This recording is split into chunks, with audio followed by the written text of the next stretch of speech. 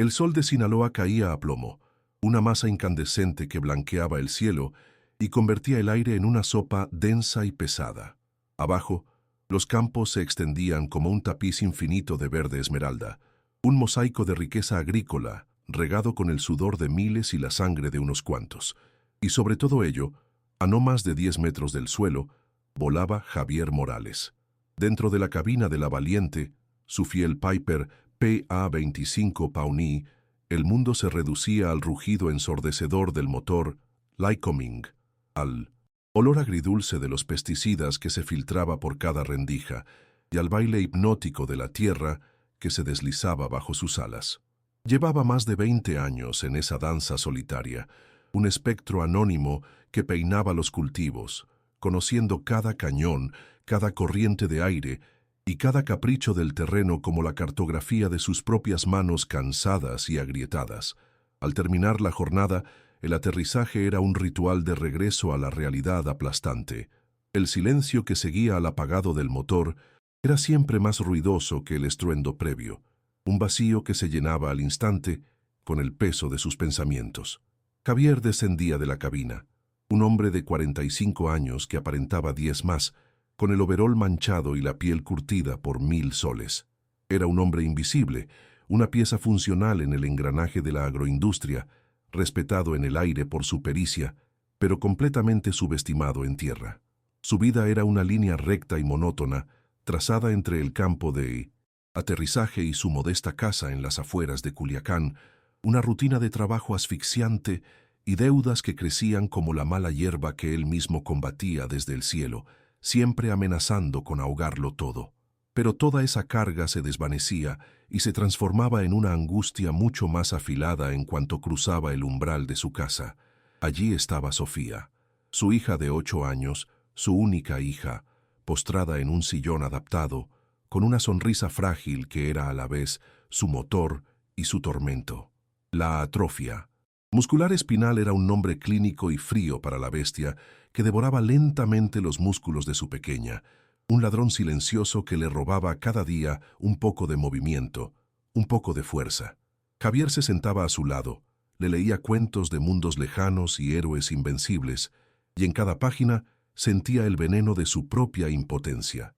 El tratamiento experimental en Estados Unidos era una luz de esperanza tan lejana y brillante como una estrella muerta, un sueño cuyo costo multimillonario era un insulto a su vida de trabajo honesto. La desesperación era un ácido que le corroía el alma, gota a gota, en la quietud de la noche. Se sentaba en la cocina, con una taza de café frío entre las manos, mientras su esposa dormía el sueño intranquilo de los que han llorado hasta el agotamiento. Él ya no podía llorar. En su lugar, hacía cálculos mentales absurdos, repasaba sus deudas, imaginaba escenarios imposibles. ¿De qué servía ser el rey del vuelo rasante, el hombre que podía hacer bailar a una avioneta entre los árboles si no podía levantar a su propia hija de una silla? La brújula moral de Javier, antes un instrumento fiable y robusto, ahora giraba sin control, su aguja temblorosa buscando un norte que ya no era la honradez, sino la supervivencia de Sofía a cualquier precio. El hombre bueno y callado estaba muriendo, y en su interior, algo más primitivo y peligroso empezaba a despertar. A la mañana siguiente, un contrato inusual lo llevó hacia el espinazo del diablo, la sierra de Badiraguato. No eran los campos llanos y predecibles de siempre. Volar aquí era un arte distinto, una conversación peligrosa con acantilados y corrientes de aire traicioneras que podían engullir una avioneta sin previo aviso. El cliente, una voz anónima por teléfono, había pagado el doble por una fumigación urgente en un supuesto sembradío de aguacate enclavado en un claro de la montaña, un lugar tan remoto que no figuraba en ningún mapa agrícola. Mientras la Valiente se mecía sobre el mar de pinos y encinos, Javier sintió una punzada de inquietud. Abajo, entre la maleza, distinguió el brillo de 2 camionetas estacionadas donde no debería haber nada más que árboles y rocas, una anomalía que su instinto, afilado por años de observación, marcó en rojo vivo. El presentimiento se materializó en sonido. Primero fue un eco lejano, casi imperceptible sobre el traqueteo de su motor, pero luego se convirtió en el inconfundible repiqueteo de las ráfagas, el lenguaje universal de la sierra cuando se arreglan las cuentas. Eran cuernos de chivo, sin duda alguna. El corazón de Javier dio un vuelco, justo cuando su mente procesaba el peligro y su instinto le gritaba que virara y se largara de ahí. Su propio mundo se vino abajo. El motor de la Valiente tosió 2 veces como un viejo ahogándose, y luego un silencio aterrador lo llenó todo, roto solo por el silbido del viento contra el fuselaje. La hélice se detuvo. En una caída mortal, el pánico fue una ola de hielo, pero su experiencia fue el dique que la contuvo. Sus ojos barrieron el terreno, buscando una tabla de salvación, y la encontró. Una vieja pista de tierra, casi devorada por la vegetación, un milagro en medio de la nada. El aterrizaje fue una batalla controlada contra la gravedad y el terreno. La Valiente protestó con cada sacudida, las llantas rebotando violentamente sobre la tierra irregular, mientras los árboles pasaban a centímetros de las alas. Finalmente, la avioneta se detuvo en una nube de polvo y hojas secas, el silencio posterior cargado de una tensión casi eléctrica. Javier se quedó inmóvil por un segundo, con la adrenalina martilleando en sus sienes. El olor a ozono y a pino llenaba el aire. Hacia el este, una delgada columna de humo negro se alzaba sobre las copas de los árboles, una señal de que la violencia que había escuchado no había sido una alucinación. Empujado por una mezcla de miedo y una curiosidad que no pudo reprimir, descendió de la cabina y caminó con sigilo hacia el humo, sintiendo el crujido de cada rama bajo sus botas como un disparo en la quietud de la sierra. La escena que encontró era un cuadro grotesco sacado del infierno. El olor a pólvora quemada y el dulzón metálico de la sangre lo golpearon como una pared. 2 camionetas de lujo, una Lobo y una Cheyenne, estaban acribilladas a balazos, sus carrocerías deformadas y sus cristales hechos añicos. Alrededor de ellas, varios cuerpos yacían en posturas imposibles, la vida arrancada con una brutalidad salvaje que helaba los huesos. Las moscas ya habían comenzado su festín. Javier se tapó la boca, luchando contra las náuseas. Esto era el narco en su expresión más pura y descarnada, una transacción fallida, una traición pagada con plomo.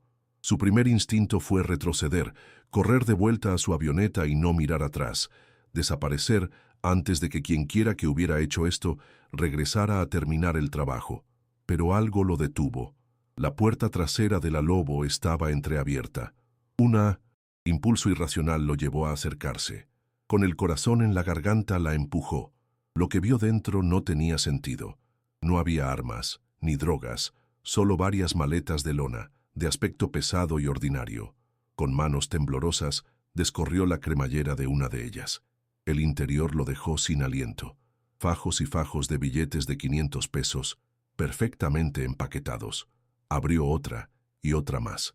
Todas estaban repletas. Era una cantidad de dinero absurda, una fortuna que resolvería todos los problemas del mundo, o al menos, del suyo. De repente, la imagen de Sofía inundó su mente, su sonrisa, sus ojitos perdiendo el brillo. Sacó la foto arrugada de su cartera. La miró, luego miró el dinero, y después a los muertos. En ese instante, la balanza de su vida se inclinó de forma irreversible.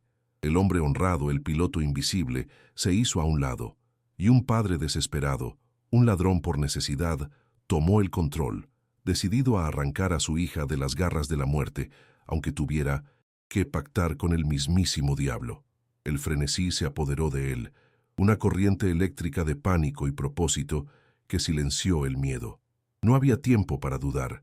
Cada segundo en ese claro era una invitación a la muerte. Las maletas eran pesadas, torpes. Su mente trabajaba a una velocidad vertiginosa, descartando opciones. La cabina era muy obvia, necesitaba un escondite.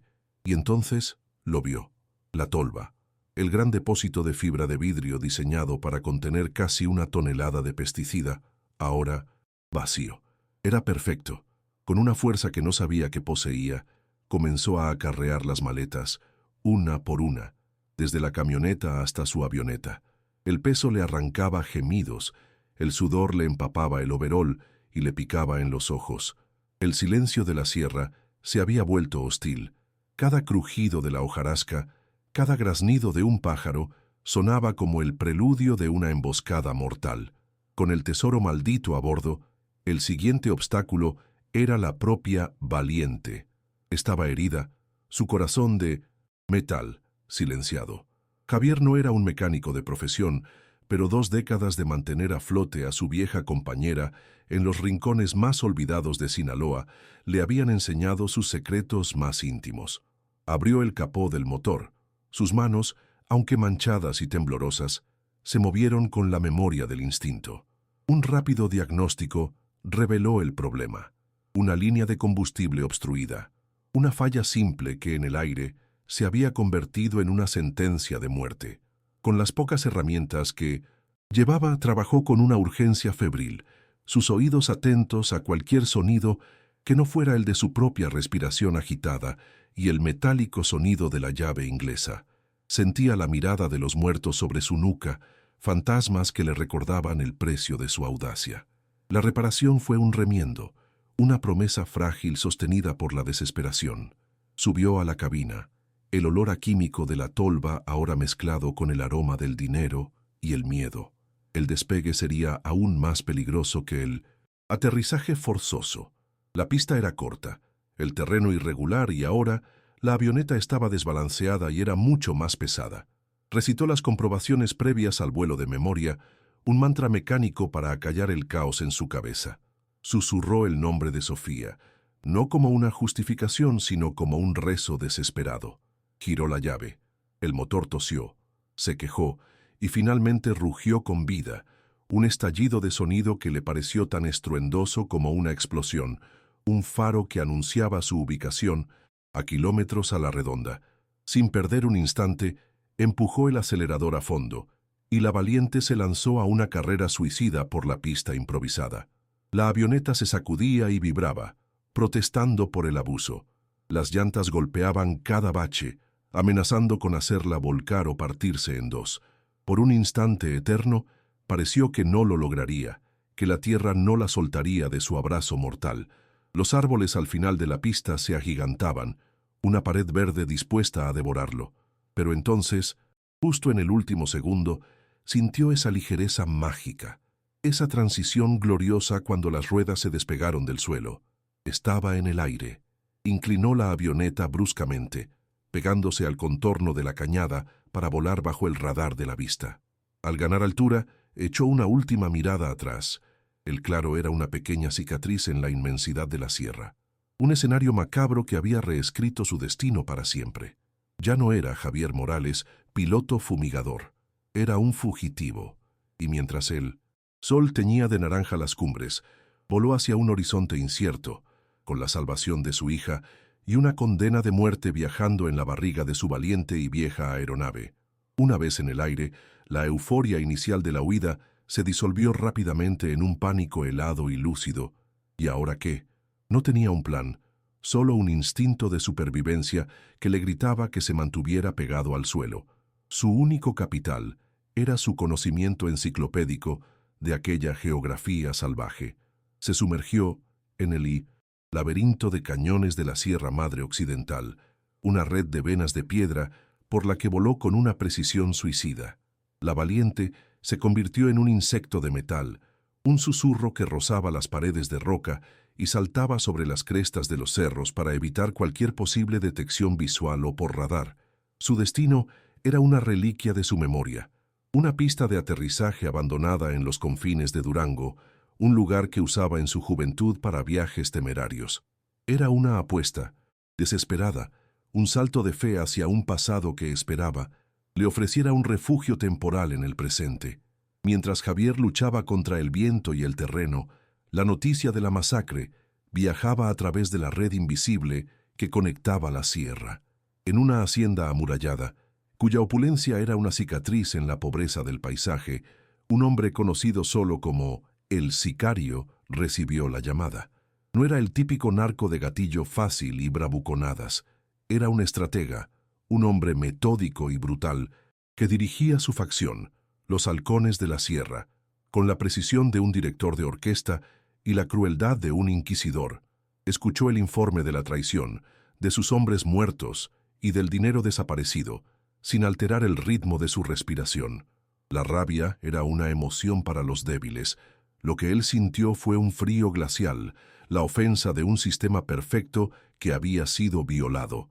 La pérdida de los 30 millones era una molestia, pero el precedente, la idea de que alguien podía robarle y vivir, era una herejía que debía ser purgada con fuego y un dolor ejemplar. La cacería no comenzó con gritos, sino con un silencio analítico. El sicario reunió a su círculo de confianza en un salón forrado de piel y tecnología.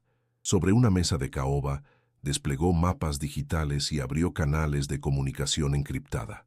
¿Cómo salieron?, fue su única pregunta. La respuesta era un ejercicio de lógica pura. Las carreteras estaban vigiladas por sus halcones. Nadie había visto pasar a Pintusendo ningún vehículo sospechoso.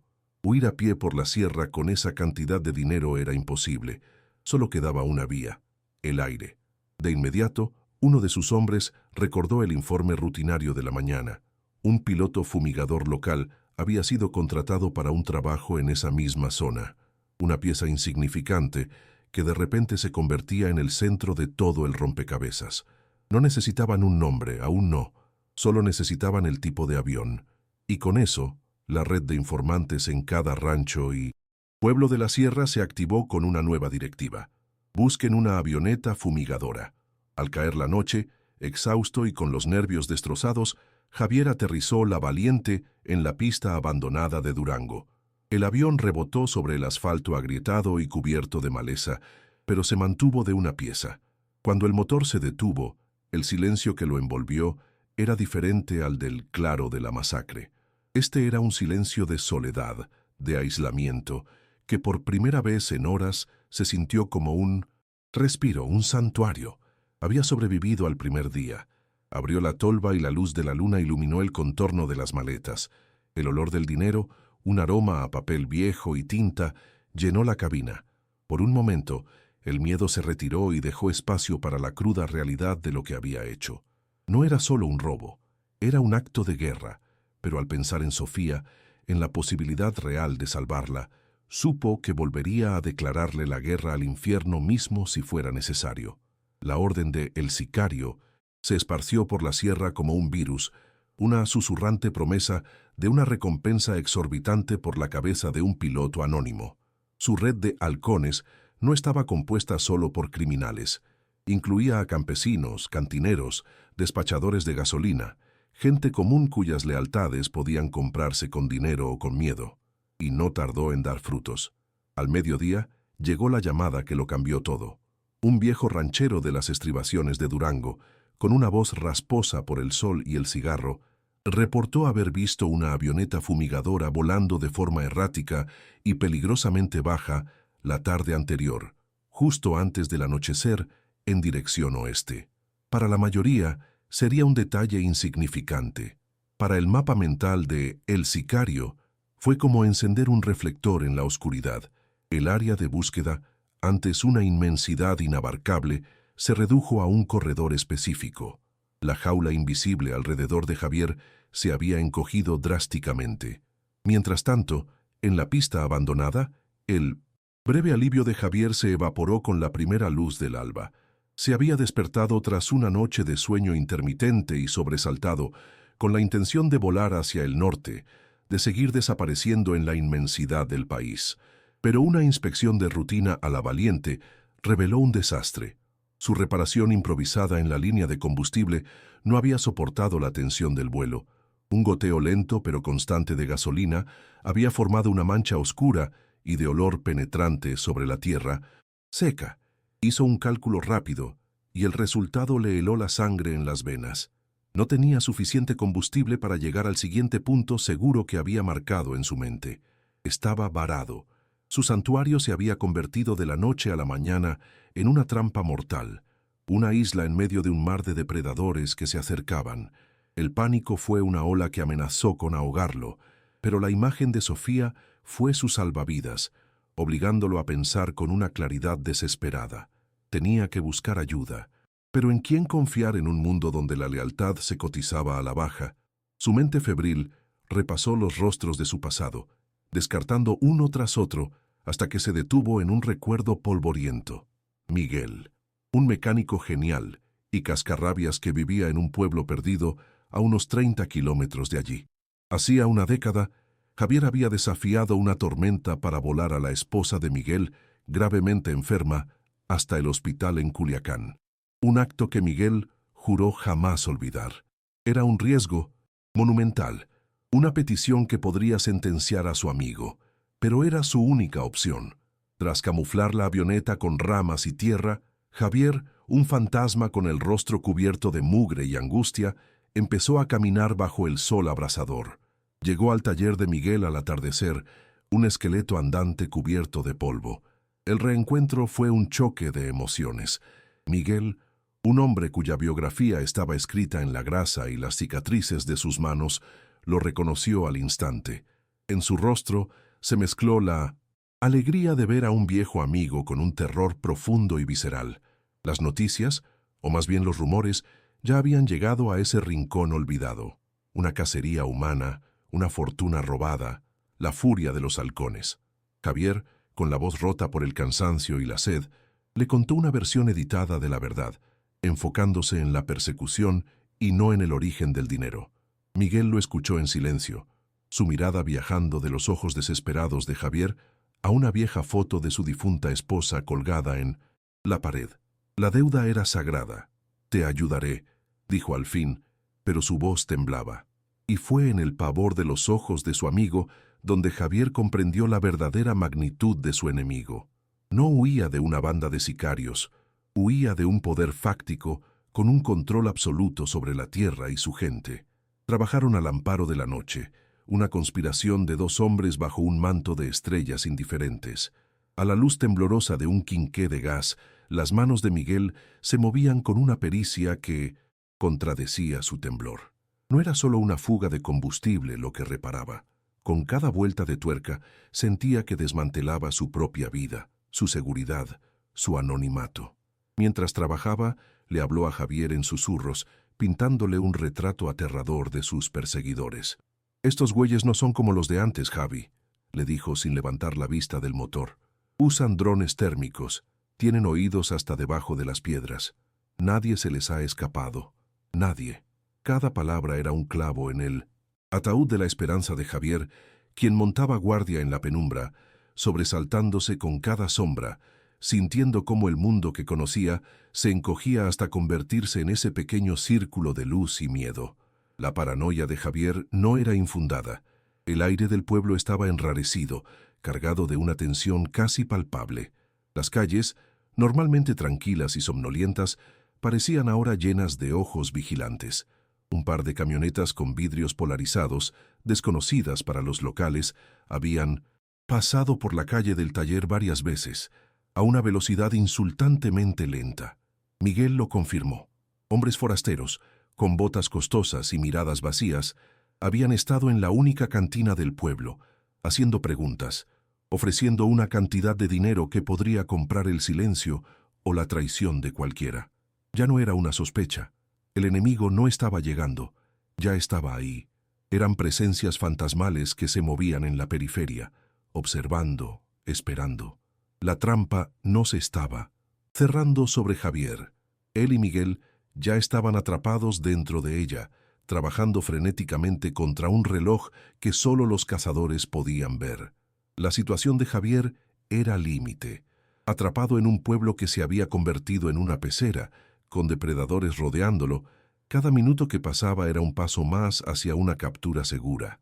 La historia de este hombre común, empujado al abismo por el amor a su hija, es un testimonio de la increíble fuerza del espíritu humano cuando todo está perdido.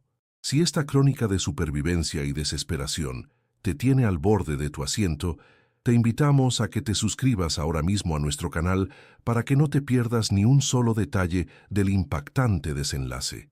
Y nos gustaría saber desde qué parte del mundo nos acompañas. Déjanos un comentario diciéndonos tu ciudad. Tu apoyo es lo que nos impulsa a seguir desenterrando estas historias extraordinarias. Ahora, regresemos a esa noche helada en la sierra, donde el destino de dos hombres pendía de un hilo muy delgado. Justo antes del alba, La reparación estaba completa. Miguel le entregó a Javier 2 bidones de combustible, casi todas sus reservas.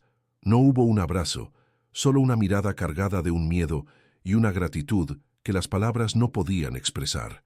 Vuela bajo y no pares. Desaparece, hermano. Fue la despedida de Miguel. Usando una carretera rural desierta como pista de despegue, Javier logró poner a la Valiente en el aire una vez más. Un pájaro herido huyendo en la oscuridad. Por un instante, sintió una oleada de alivio. Pero a 1 kilómetro de distancia, en la cima de un cerro, una figura solitaria bajó unos binoculares de visión térmica. Levantó un teléfono satelital y habló con una calma profesional. Aquí, Halcón 7.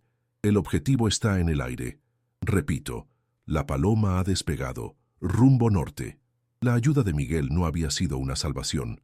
Sin saberlo, había sido la confirmación final para los cazadores, sellando su propio destino y enviando a Javier directamente hacia la siguiente fase de la emboscada. Con el sol a su espalda y combustible en el tanque, Javier sintió un brote de esperanza, frágil pero tenaz. Creía haberse escabullido de la red, un fantasma que se había desvanecido en la inmensidad de la sierra. Volaba hacia el norte, un viaje sobre un océano de picos y barrancos de una belleza tan majestuosa como letal. Se sentía como un águila solitaria, dueño de su destino, en el vasto silencio del cielo. Pero muy por debajo de él, la cacería se había transformado. Con la información del vigía, el sicario ya no lo perseguía, sino que se le adelantaba. Había desplegado a sus halcones en puntos estratégicos, en pistas clandestinas y pasos montañosos que Javier inevitablemente tendría que cruzar. No lo estaban buscando al azar. Lo estaban arreando como a un animal, canalizándolo sutilmente hacia una zona donde su libertad de movimiento se extinguiría por completo. El destino, sin embargo, aún guardaba cartas imprevistas. Al intentar una maniobra arriesgada para evadir un helicóptero de la Policía Federal, una amenaza aleatoria que complicaba aún más su escape, el ala de la Valiente rozó la pared de un acantilado. El impacto fue brutal, una sacudida que casi le arranca los controles de las manos. Un trozo de metal del panel de instrumentos se desprendió, abriéndole un corte profundo en el antebrazo. Con la avioneta dañada y la sangre manando de su herida, divisó una aldea minúscula, un puñado de casas aferradas a la ladera de Imescos, una montaña. Aterrizó de emergencia, mareado por el dolor. Allí lo encontró Elena, la doctora rural del dispensario local, una mujer de mirada dura y manos firmes, que reconoció en los ojos de Javier la misma desesperación de quienes huyen del cártel, el mismo monstruo que años atrás le había arrebatado a su esposo. Mientras Elena le cosía la herida a Javier, el sicario recalculaba su estrategia en su remota fortaleza. La paciencia, su mayor virtud, comenzaba a desgastarse. Este piloto fumigador, este don nadie, estaba resultando ser más escurridizo de lo previsto, una humillación que su reputación no podía permitirse. Decidió que era hora de dejar de cazar al hombre y empezar a cazar su alma. El siguiente movimiento no sería táctico, sino psicológico. Levantó su teléfono y dio una orden simple y gélida a su equipo en Culiacán. Ubiquen a la familia. Quiero un ojo sobre la niña a todas horas. El engranaje de la violencia cambió de dirección. Ya no se trataba de recuperar el dinero. Se trataba de encontrar la grieta en la armadura de Javier, su única debilidad, y clavarle ahí un puñal para obligarlo a salir de su escondite, arrastrándose. De vuelta en el dispensario, mientras Elena le ayudaba a martillar el ala dañada para que al menos pudiera volar, un niño del pueblo entró corriendo. Le entregó a Javier un teléfono celular desechable, diciendo que unos señores en una troca le habían pagado para que se lo diera. Apenas lo tuvo en sus manos, el aparato vibró con una llamada entrante. La voz al otro lado era calmada, metálica, desprovista de toda emoción. «Mira el video que te acabo de enviar», dijo el sicario. Con el corazón convertido en un nudo de hielo, Javier abrió el archivo. La pantalla mostró una imagen nítida de Sofía, jugando en el patio de su casa, ajena a todo. Entonces la cámara hizo un zoom lento e insoportable hacia el tejado de una casa vecina, deteniéndose en un destello de luz. la mira telescópica de un rifle de francotirador, apuntando directamente al pequeño cuerpo de su hija. El mensaje era inequívoco. La cacería había terminado. Ahora comenzaba el chantaje. El teléfono se deslizó de su mano, cayendo al suelo de cemento con un ruido sordo que pareció resonar en todo el universo. Para Javier el mundo se detuvo. El zumbido del viento en el exterior, la voz preocupada de Elena preguntándole qué pasaba, todo se convirtió en un murmullo lejano y sin sentido. En su mente solo existía la imagen repetida en bucle de la mira del rifle sobre el vestido de flores de su hija. Todo el esfuerzo, el riesgo sobrehumano, la sangre y el sudor de los últimos días se había convertido en cenizas en un instante. No había logrado poner a salvo a su familia. Solo la había convertido en el blanco principal. El color desapareció de su rostro. Sus pulmones se negaron a tomar aire y la pequeña clínica comenzó a girar a su alrededor. Elena vio la fractura en su alma, un terror tan profundo que ninguna sutura o vendaje podría jamás reparar. El hombre que tenía delante ya no era un fugitivo, era un padre forzado a presenciar la ejecución inminente de su propia hija. El teléfono volvió a sonar, un chillido estridente que lo sacó de su parálisis. Como un autómata, se agachó para recogerlo. Era él, la misma voz calmada, la misma crueldad quirúrgica. «El dinero ya no me importa tanto como la lección», dijo el sicario, con una tranquilidad que era más aterradora que cualquier grito. «Vas a entregarte. Te daré un lugar y una hora. Si intentas huir, si intentas cualquier estupidez, si llegas un solo minuto tarde, recibirás otro video. Y te aseguro que no querrás verlo». El mensaje era absoluto. No se trataba de una negociación. Era una rendición incondicional. El sicario no solo quería recuperar el control, quería saborear la victoria, hacer de Javier un espectáculo de tortura y muerte que se contaría en corridos durante décadas. Una advertencia para cualquiera que osara desafiar su poder. El juego de la huida había terminado. La única ficha que le quedaba a Javier para apostar era su propia vida. Tras colgar, un silencio sepulcral llenó la habitación. Elena le hablaba, pero sus palabras no llegaban. Javier estaba perdido en un océano de desesperación sin fondo. Se vio a sí mismo arrodillado, suplicando, siendo ejecutado mientras su familia era destruida. El miedo era una bestia que lo devoraba desde dentro. Pero entonces, en lo más profundo de esa oscuridad, algo cambió. La impotencia, al ser comprimida por una presión tan inmensa, comenzó a transformarse. El miedo se calcinó, y de sus cenizas surgió una rabia fría, dura y pura. Miró sus manos callosas, las manos de un hombre que podía domar una máquina en el cielo. Pensó en su astucia, en su conocimiento de la tierra. Lo habían subestimado desde el primer momento, lo veían como un simple insecto, y en ese preciso instante Javier tomó una decisión. Si iba a morir, no sería como una rata acorralada, moriría como un lobo, devolviendo la mordida, arrastrando a sus cazadores al infierno con él. Su mirada se enfocó, la niebla del pánico disipada por una nueva y escalofriante resolución. Se volvió hacia Elena, y la mujer vio a un hombre completamente diferente. El miedo había sido reemplazado por una determinación de acero. «Necesito un favor», dijo, su voz ahora firme y controlada. «Y necesito un lugar». No le contó los detalles del video, pero le explicó lo suficiente para que ella comprendiera que la huida ya no era una opción. «¿Conoces una vieja mina de plata abandonada al norte de aquí? La llaman la Boca del Diablo». Elena asintió, su rostro pálido. Era un lugar maldito, un laberinto de túneles en el corazón de un cañón. «Los citaré allí», continuó Javier, «pero voy a necesitar que hagas una llamada por mí. Una sola llamada. No ahora. Espérate a oír el motor de mi avión sobre tu cabeza.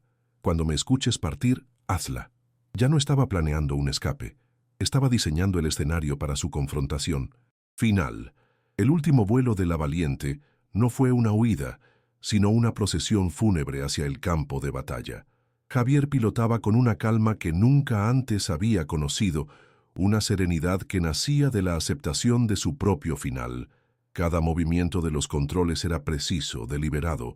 La sierra, que durante días había sido su enemiga y su refugio, ahora se sentía como una cómplice silenciosa, una antigua arena que esperaba el sacrificio. Al pasar sobre la clínica de Elena, inclinó las alas en un semicírculo, la señal convenida, un adiós sin palabras. El rugido del motor resonó entre los picos como el toque de una corneta de guerra, un desafío lanzado a sus perseguidores. Ya no pensaba en cómo sobrevivir, sino en cómo ejecutar su plan con la máxima eficacia destructiva.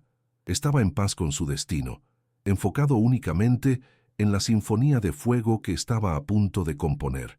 En tierra, Elena escuchó el sonido del motor alejarse hasta que fue devorado por el silencio de las montañas. En su mano un trozo de papel arrugado con un número de teléfono y una dirección. Era el contacto de la base de la Policía Federal en la capital del estado. Por un momento, el miedo la paralizó. Hacer esa llamada era firmar una sentencia de muerte si algo salía mal. Era invitar al monstruo a su puerta.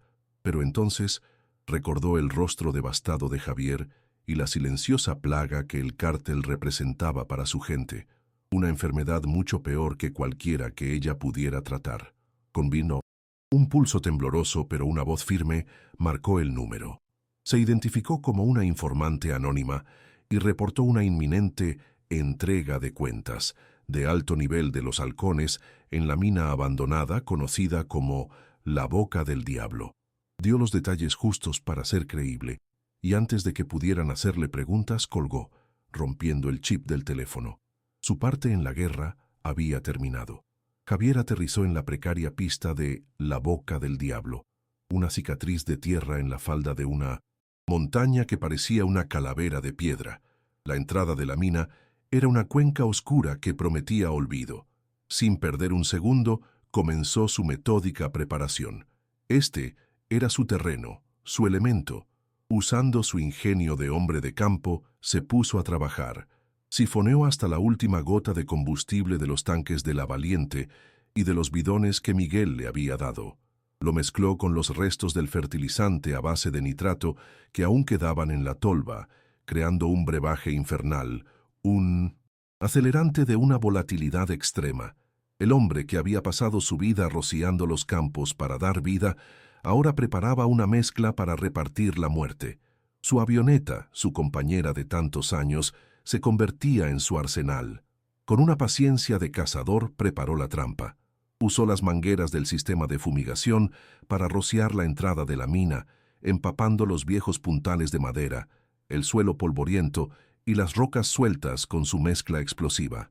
Creó una zona de aniquilación perfecta, invisible para un ojo no entrenado. Sabía que la arrogancia de sus enemigos sería su principal aliada. Entrarían con la guardia baja, esperando encontrar a un hombre quebrado. Para asegurarse, arrastró las pesadas maletas con el dinero a un túnel secundario, visibles desde la entrada, un cebo irresistible. Una vez todo estuvo listo, escaló a una cornisa rocosa que le ofrecía una vista perfecta de la entrada y se ocultó, con una pistola de bengalas de emergencia y un encendedor como únicas armas. Se dispuso a esperar.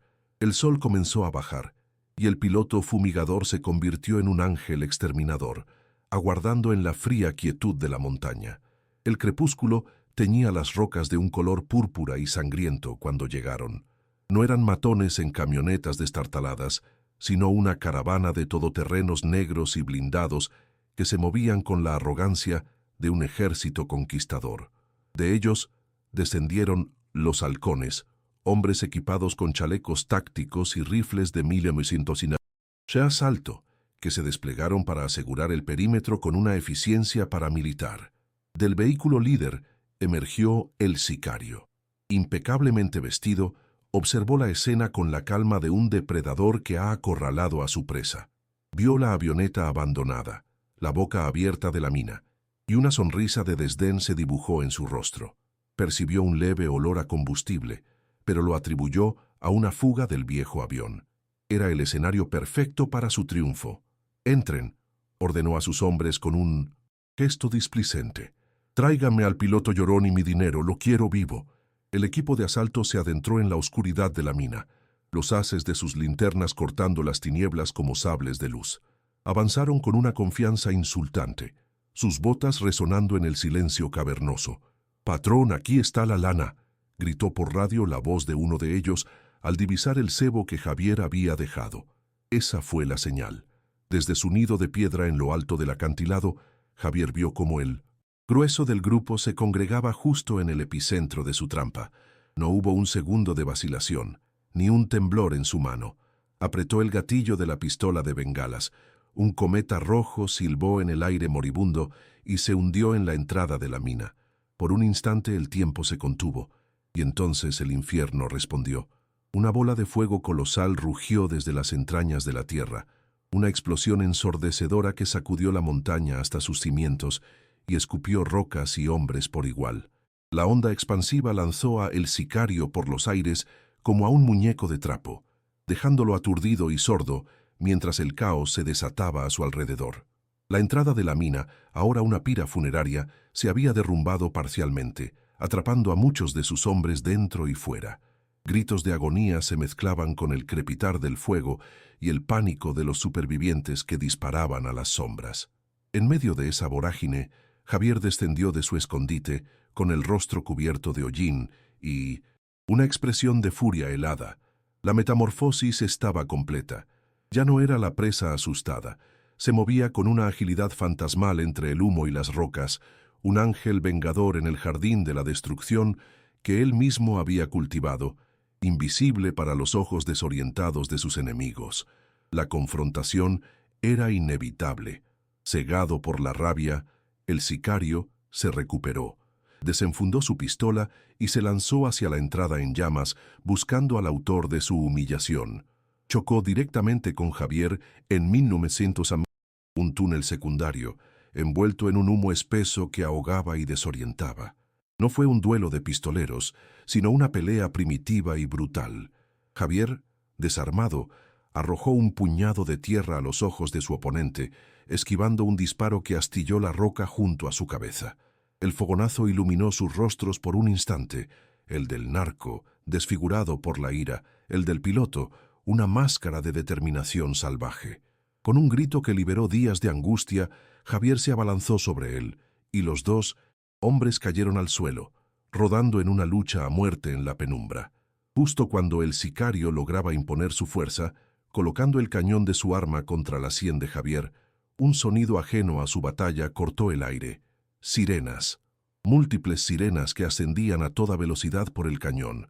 Las luces rojas y azules de las patrullas de la Policía Federal comenzaron a bañar la escena exterior, atrapando a los halcones restantes entre la redada policial y el infierno de la mina. La distracción fue todo lo que Javier necesitó.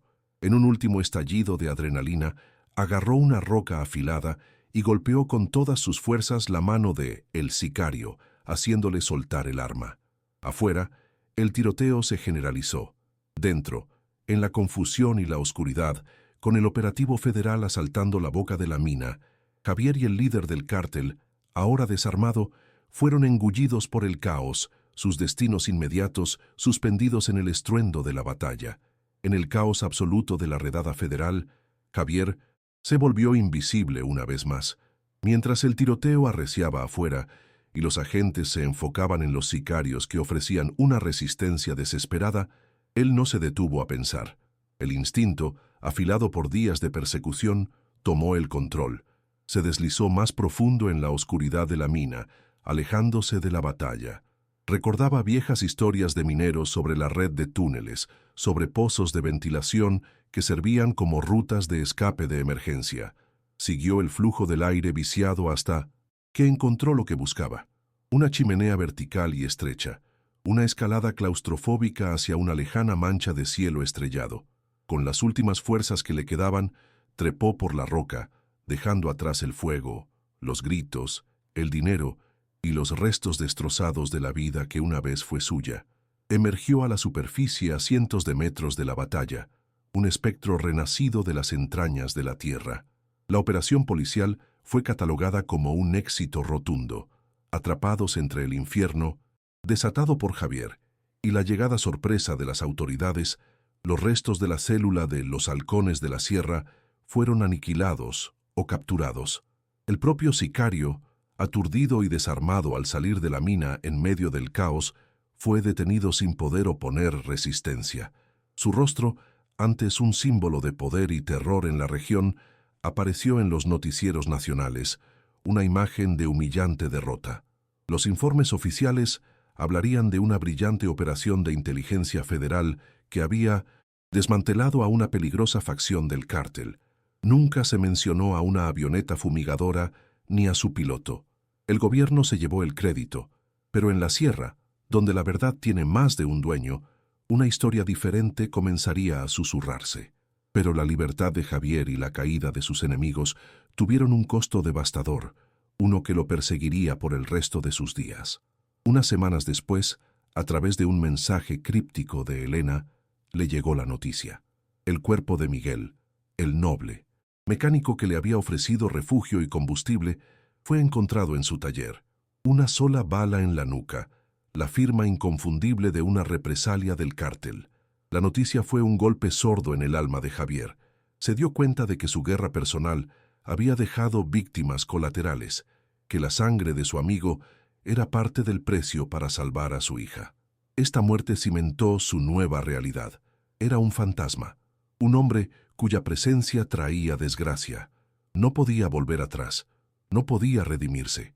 Solo le quedaba vivir con el peso de sus decisiones y las vidas que su lucha había costado. Antes de disolverse por completo en las sombras, le quedaba una última misión. Forzado a abandonar la mitad del dinero en la mina, había logrado salvar una maleta, la cual se convirtió en el único propósito de su existencia. Durante semanas, se movió por las fronteras invisibles de Lampa, utilizando una red clandestina de polleros e intermediarios financieros para ejecutar su plan final. Fue un proceso tortuoso de llamadas codificadas, entregas a ciegas y una confianza precaria en extraños. Cada paso era un riesgo mortal. Finalmente, a través de un correo electrónico encriptado, llegó la confirmación que esperaba. Una suma considerable, suficiente para el tratamiento de Sofía y para que su esposa comenzara de nuevo, había sido depositada de forma segura. Su parte del trato estaba cumplida. Ahora solo le quedaba desaparecer para siempre, borrando hasta el último rastro de Javier Morales de la faz de la tierra. Un año después, el sol de Houston, Texas, se sentía diferente. Era un sol domesticado, filtrado por la humedad y los altos edificios de un centro médico de renombre mundial. En un parque impecablemente cuidado, Sofía, con la ayuda de unos aparatos ortopédicos que parecían parte de un traje espacial, daba pasos lentos y vacilantes sobre el césped. Cada paso era una victoria titánica, un milagro comprado con sangre, fuego y dinero maldito. Su madre, bajo un nombre nuevo y con una perpetua sombra de ansiedad en la mirada, la observaba con lágrimas silenciosas que ya no eran de tristeza, sino de una gratitud abrumadora y aterrorizada. Estaban a salvo, tenían un futuro, pero vivían en una jaula dorada de anonimato, siempre mirando por encima del hombro, sabiendo que su nueva vida se había construido sobre los cimientos de una tumba y el sacrificio de un hombre que ya no existía. Ese hombre estaba allí, al otro lado de la calle, sentado al volante de un coche viejo y abollado. Javier Morales era ahora solo un espectro, más delgado, con una barba canosa y la mirada de un hombre que ha visto el fondo del abismo. Observaba a su familia desde una distancia insalvable. Era el guardián silencioso, el fantasma en el banquete de la vida que él mismo había servido. Acercárseles, hablarles, sería poner en peligro todo por lo que había luchado, sería arrastrarlos de vuelta al pasado. Su condena era ver la felicidad que había comprado, pero nunca poder tocarla. Vio a Sofía dar 3 pasos seguidos sin caer, y en su rostro se dibujó una sonrisa, una mueca de infinita tristeza y orgullo. Luego arrancó el motor y se perdió en el tráfico. Un hombre anónimo más en una ciudad de millones, su sacrificio tan invisible como él mismo lo había sido en su vida anterior. Mientras tanto, en las cantinas polvorientas y en las rancherías de la Sierra de Sinaloa, la historia de Javier se había transformado en leyenda, en un corrido prohibido que se cantaba en voz baja para que no lo oyeran los oídos equivocados. Nadie sabía su nombre real, solo lo llamaban el fumigador. Los detalles cambiaban con cada narrador. Algunos decían que había escapado con todo el dinero y vivía como un rey en Brasil. Otros juraban que había hecho un pacto con el diablo, quien se lo había llevado en una nube de azufre. La avioneta, la Valiente, nunca fue encontrada por las autoridades, sus restos probablemente devorados por la sierra o desmantelados por locales, lo que solo alimentaba el mito. Se convirtió en el cuento del hombre insignificante que, por amor a su hija, le había robado al infierno y había hecho que la montaña sangrara fuego antes de desvanecerse para siempre. Y así, la vida en Sinaloa siguió su curso.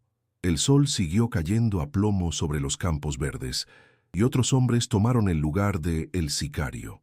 Pero algo intangible había cambiado. En el aire, junto al olor de la tierra y los químicos, ahora flotaba un susurro de desafío.